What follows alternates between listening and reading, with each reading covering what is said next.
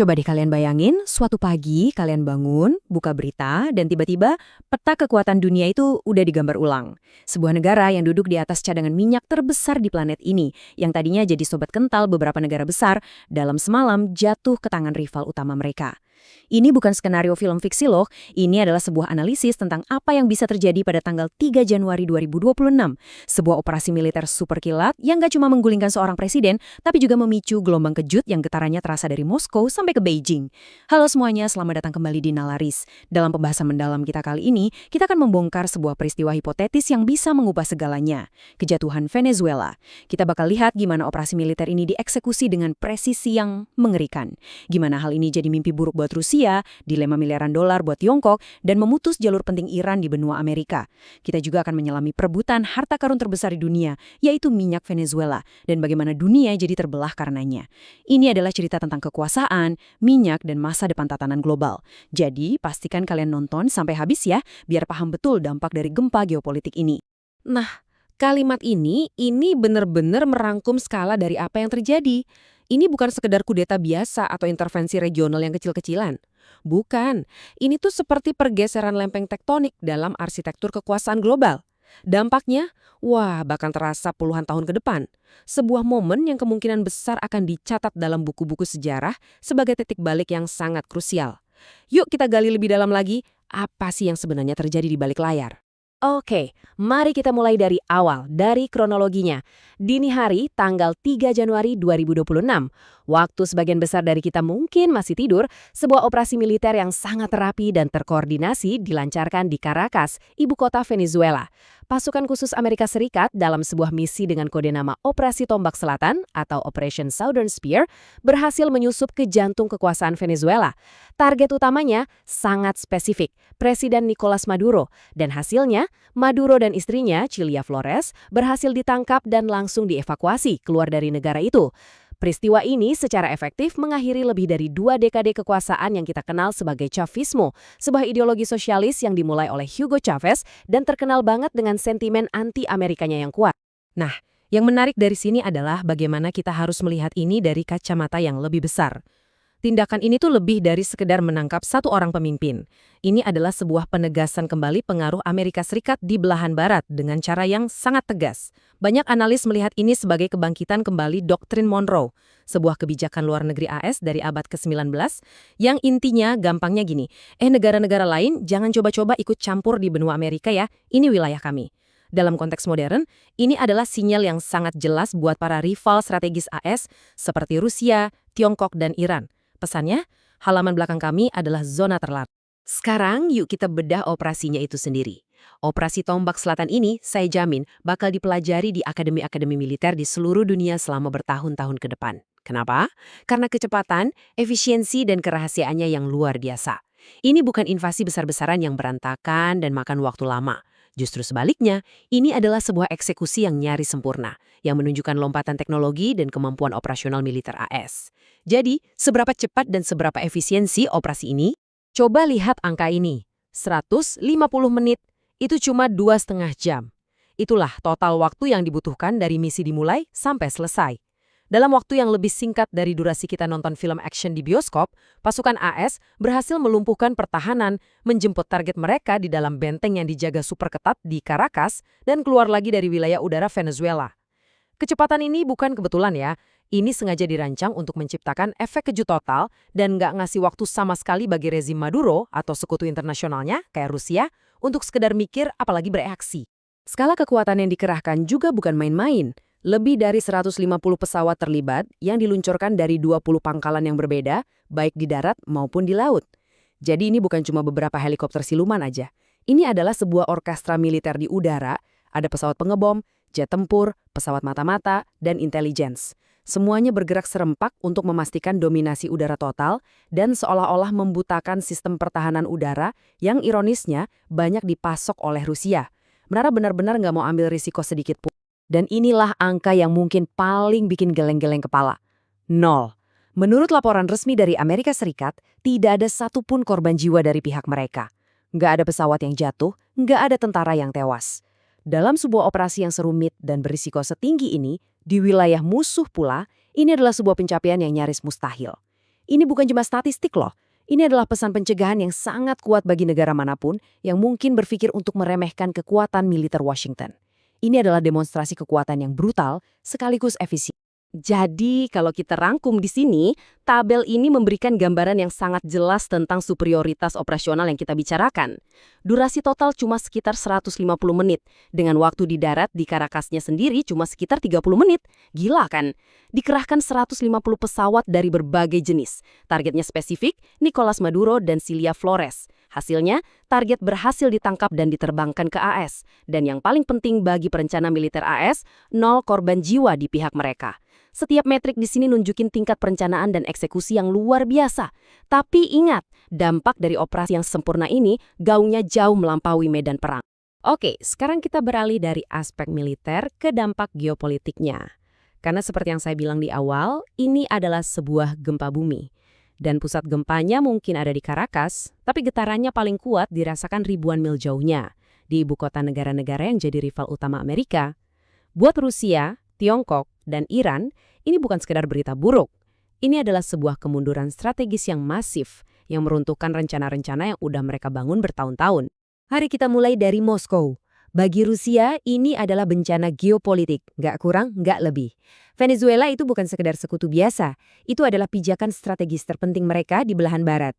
Dari sana mereka bisa memproyeksikan kekuatan, ngadain latihan militer, dan secara simbolis nantangin AS di halaman belakangnya sendiri. Nah, jatuhnya Maduro secara brutal ini menunjukin batas kekuatan global Rusia.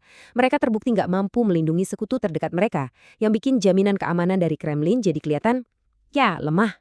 Bahkan di dalam negeri, ini memicu kemarahan. Para blogger militer nasionalis yang udah sering vokal mengkritik perang di Ukraina langsung menuduh Putin gagal dan bahkan berkhianat. Secara ekonomi, perusahaan energi negara Rosneft yang udah investasi besar-besaran sekarang menghadapi potensi kehilangan aset senilai miliaran dolar. Pukulan telak dari segala sisi. Sekarang kita ngomongin soal uang. Coba lihat angka di layar, 100 miliar dolar. Angka ini bukan cuma angka di laporan keuangan ya.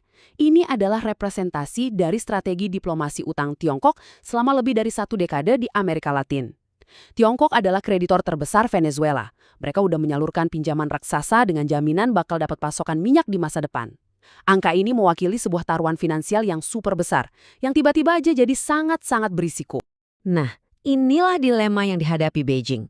Secara publik di depan kamera, mereka tentu saja mengutuk keras tindakan AS. Dibilang ini pelanggaran hukum internasional, pelanggaran kedaulatan, dan sebagainya. Ini sejalan dengan citra yang ingin mereka bangun sebagai pembela kedaulatan negara.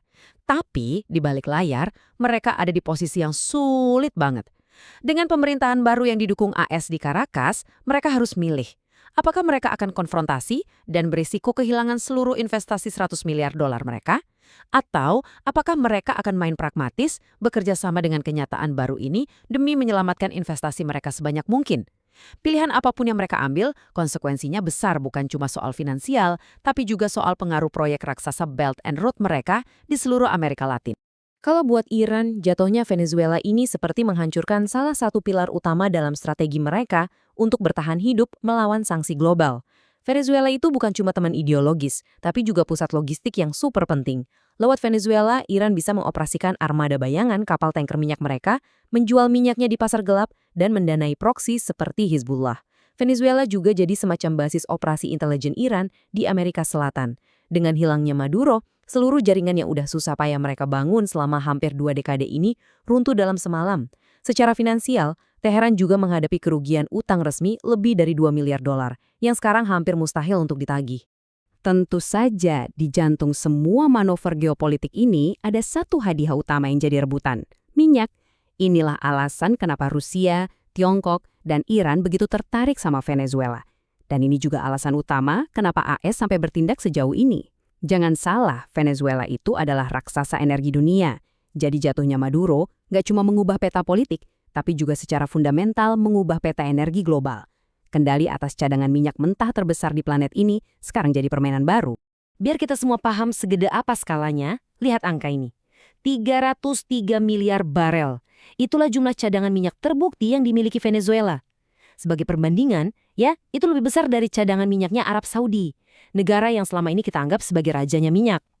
Cadangan ini mewakili sekitar 17% dari total cadangan minyak di seluruh dunia. Potensinya untuk mengubah pasar energi dunia itu luar biasa besar. Tapi selama bertahun-tahun, potensi itu terkunci rapat oleh salah urus, korupsi, dan sanksi internasional. Nah sekarang, kuncinya itu udah didobrak paksa. Slide ini dengan sangat jelas menggambarkan tragedi industri minyak Venezuela. Dulu, di puncaknya tahun 1997, negara ini adalah pemain utama. Bisa memompa 3,5 juta barel per hari. Tapi lihat deh, kejatuhannya yang drastis banget. Tepat sebelum operasi militer di tahun 2025, produksinya anjlok jadi cuma sekitar 800.000 barel per hari. Infrastruktur yang dulu canggih dibiarin membusuk, kekurangan investasi kronis, dan sanksi yang melumpuhkan benar-benar udah membunuh raksasa ini. Grafik ini menunjukkan betapa besarnya potensi yang terbuang sia-sia dan betapa besarnya pekerjaan rumah yang harus dilakukan untuk membangunnya kembali. Tujuan Amerika Serikat di sini sangat jelas. Mereka ingin menghidupkan kembali industri yang sekarat ini. Rencananya adalah membawa masuk raksasa-raksasa energi Amerika seperti Chevron, ExxonMobil, dan Halliburton untuk membangun kembali infrastruktur yang hancur. Kalau ini berhasil, ini bisa secara signifikan meningkatkan pasokan minyak global yang ujung-ujungnya akan menekan harga. Dan disinilah letak strategi geopolitiknya. Harga minyak yang lebih rendah akan jadi pukulan ganda buat rival seperti Rusia dan Iran yang ekonominya sangat bergantung pada pendapatan dari energi. Ini adalah permainan catur ekonomi dan geopolitik dengan taruhan yang sangat tinggi. Tapi di tengah semua optimisme politik dari Washington, ada kenyataan pahit dari para ahli energi. Kutipan dari Rystad Energy ini ngasih kita perspektif yang lebih dingin, lebih realistis. Membangun kembali industri minyak Venezuela ke masa jayanya itu bukan tugas yang gampang atau murah. Ini bakal butuh investasi yang luar biasa besar, bisa sampai 185 miliar dolar, dan waktu yang sangat lama, mungkin sampai 15 tahun. Jadi meskipun hadiahnya besar, jalan untuk meraihnya itu bakal panjang, mahal, dan penuh dengan tantangan teknis dan juga politik. Ini bukan kemenangan yang bisa dirayakan dalam semalam. Nah, seperti yang bisa kita duga, ya, tindakan sedrastis ini nggak mungkin diterima dengan swallow bulat oleh dunia. Operasi militer sepihak yang dilakukan oleh Amerika Serikat ini langsung menciptakan perpecahan yang dalam di komunitas internasional. Hampir seketika, negara-negara di seluruh dunia mulai mengambil sikap, dan garis pertempuran diplomatik pun terbentuk dengan sangat jelas. Dunia seolah terbelah jadi dua. Slide ini menunjukkan perpecahan itu dengan sangat gamblang. Di satu sisi, kita punya aliansi yang udah bisa ditebak lah ya, yang anti-AS, Tiongkok dan Rusia. Tapi yang menarik, mereka ditemani oleh negara-negara demokrasi besar seperti Brazil dan Afrika Selatan yang melihat ini sebagai pelanggaran berat terhadap kedaulatan sebuah negara. Di sisi lain, tentu saja ada Amerika Serikat yang membela tindakannya, didukung oleh sekutu tradisionalnya seperti Inggris dan beberapa negara tetangga Venezuela di kawasan itu. Perpecahan ini nunjukin betapa rumitnya lanskap global saat ini, di mana garis antara kawan dan lawan itu udah nggak sejelas dulu lagi. Di jantung perdebatan ini ada satu konsep, unilateralisme. Gampangnya, ini adalah kebijakan di mana suatu negara bertindak sendirian, dengan sedikit atau bahkan tanpa konsultasi sama sekali dengan negara lain, termasuk sekutunya sendiri. Para kritikus menuduh Amerika Serikat telah meninggalkan pendekatan multilateral, yang artinya bekerja sama lewat lembaga internasional seperti PBB, dan lebih memilih untuk menggunakan kekuatan mentah demi mencapai tujuannya. Mereka berpendapat bahwa ini secara aktif menggerus tatanan internasional yang selama ini didasarkan pada aturan dan hukum bersama. Dan inilah kekhawatiran utamanya. Sekretaris Jenderal PBB sendiri memperingatkan bahwa tindakan sepihak ini menciptakan preseden yang berbahaya. Maksudnya apa? Artinya, kalau sebuah negara adidaya bisa seenaknya menginvasi negara lain dan menangkap pemimpinnya dengan alasan yang mereka buat sendiri, apa yang bisa menghentikan kekuatan regional lain untuk melakukan hal yang sama? Coba pikirkan, apa yang akan menghentikan Rusia untuk semakin melegitimasi tindakannya di Ukraina atau Tiongkok dalam klaimnya atas Taiwan? Ini seperti membuka kotak Pandora yang bisa membuat dunia jadi tempat yang jauh lebih tidak stabil dan berbahaya. Dan ini membawa kita pada pertanyaan penutup yang sangat penting, yang merangkum seluruh dilema ini. Kita sudah lihat bagaimana sebuah operasi militer kilat, Operasi Tombak Selatan, secara dramatis mengubah nasib Venezuela, sekaligus jadi pukulan telak bagi kepentingan strategis Rusia, Tiongkok, dan Iran. Kita sudah menyelami bagaimana perebutan cadangan minyak terbesar di dunia kini memasuki babak baru. Dan yang terpenting, kita melihat bagaimana tindakan ini telah membelah dunia. Semua ini bermuara pada satu pertanyaan fundamental. Ketika negara terkuat di dunia memutuskan untuk mengabaikan aturan yang ada dan menciptakan aturannya sendiri, apa arti dari konsep kedaulatan bagi negara-negara lain yang tidak sekuat itu? Apa gunanya menjadi negara yang berdaulat jika perbatasan dan pemerintahanmu bisa dilanggar kapan saja oleh kekuatan yang lebih besar? Inilah pertanyaan yang sekarang harus dihadapi oleh seluruh dunia. Terima kasih sudah bergabung dengan Nalaris untuk pembahasan mendalam kali ini. Kami harap analisis ini memberikan kalian pemahaman yang lebih komprehensif. Kalau kalian merasa pembahasan ini bermanfaat, jangan lupa untuk tekan tombol like, subscribe, dan bagikan ke teman-teman kalian ya. Kami sangat ingin mendengar pendapat kalian di kolom komentar. Menurut kalian, apakah tindakan AS di Venezuela ini bisa dibenarkan? Dan apa implikasi jangka panjangnya bagi perdamaian global? Sampai jumpa di pembahasan berikutnya.